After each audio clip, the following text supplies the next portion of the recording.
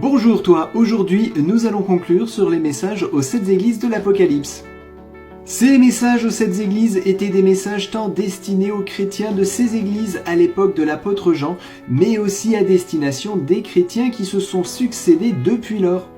Alors que les signes du retour de Jésus se précisent de plus en plus, ces messages s'adressent désormais à tous les chrétiens, quelle que soit leur origine, leur dénomination, leur couleur de peau, leur culture, leur façon d'adorer Dieu. Jésus, avant son retour, se prépare une église non dénominative, mais une assemblée de croyants qu'il souhaite faire paraître devant lui sans tache ni ride, sans reproche ni péché, des chrétiens qu'il met à part en les purifiant de toute souillure du péché. En fidèle rédempteur, il souhaite les faire marcher sur le chemin de la sanctification, car la sainteté n'est pas un état, mais une progression dont la finalité sera d'être revêtu d'incorruptibilité et d'immortalité. Cette œuvre que réalise l'Esprit Saint dans l'être tout entier du chrétien qui abandonne sa vie entière à Christ se réalise progressivement dans son esprit, dans son âme et même dans son corps, afin de paraître sans reproche au jour du retour de Jésus. Mais les séductions de Satan sont grandes, et c'est là que les messages prennent toute leur importance. Tout d'abord, ne pas perdre l'amour de la vérité de Dieu en basant sa foi uniquement sur les Écritures divines et en ne s'appuyant pas sur les traditions humaines inspirées par le séducteur. La repentance sincère, le temps d'étude de la Bible, la prière et le témoignage de l'amour de Dieu autour de nous sont primordiaux dans l'appel du Christ.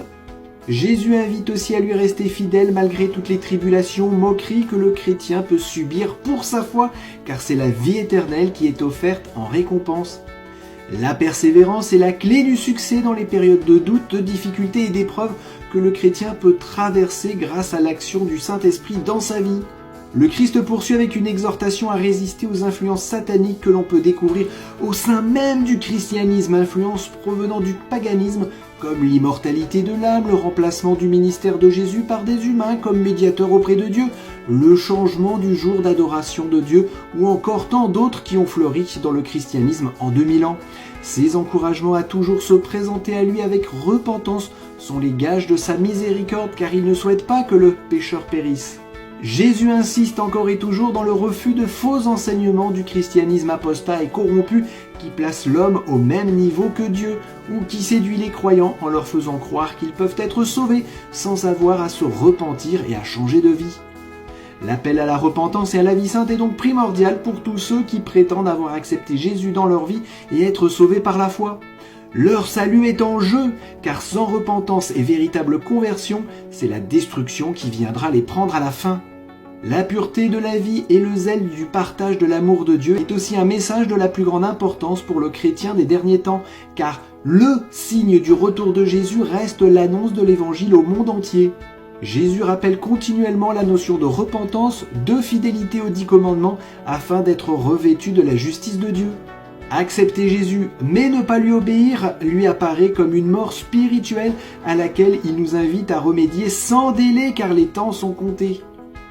L'avant-dernier message de Jésus aux chrétiens des derniers temps est une promesse de la vie éternelle pour qui garde les commandements de Dieu et la foi de Jésus. La grâce de Dieu lui ouvre les portes du ciel. C'est avec persévérance et patience que le chrétien sera sécurisé par l'action de Jésus lui-même à l'heure des grandes tribulations qui précéderont son retour. Et pour finir, Jésus nous invite à ne pas nous reposer sur nos lauriers, à ne pas nous croire sauvés, à ne pas nous croire riches, mais à toujours chercher avec foi l'humilité, la repentance, la vérité, la persévérance, la pureté et l'obéissance, car Jésus est à la porte et il viendra chercher ceux qui auront pris position pour lui et qui lui auront voué leur vie entière dans tous ses aspects spirituels, émotionnels et physiques et qui l'auront laissé les transformer. Ces 7 messages sont donc 7 messages d'amour du Christ pour se préparer à un peuple saint, pur, sans défaut ni reproche, pour le jour de son retour.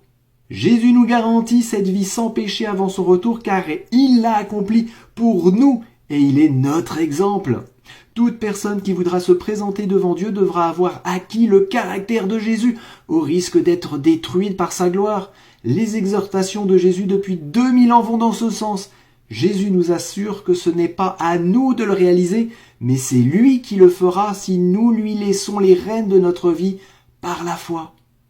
As-tu donné ta vie à Jésus? Lui as-tu confié toutes tes pensées? Lui as-tu confié toutes tes paroles? Lui as-tu confié toutes tes actions? Tout ce que tu n'as pas encore abandonné à ses pieds est encore une barrière que tu gardes entre Dieu et toi. Alors par la foi, lâche prise sans délai entre les mains pleines d'amour de Jésus qui seul peut faire de ta vie une vie de pureté, de sainteté, d'amour pour Dieu et pour les autres, une vie d'obéissance et de gratitude. À bientôt et que Dieu te bénisse abondamment.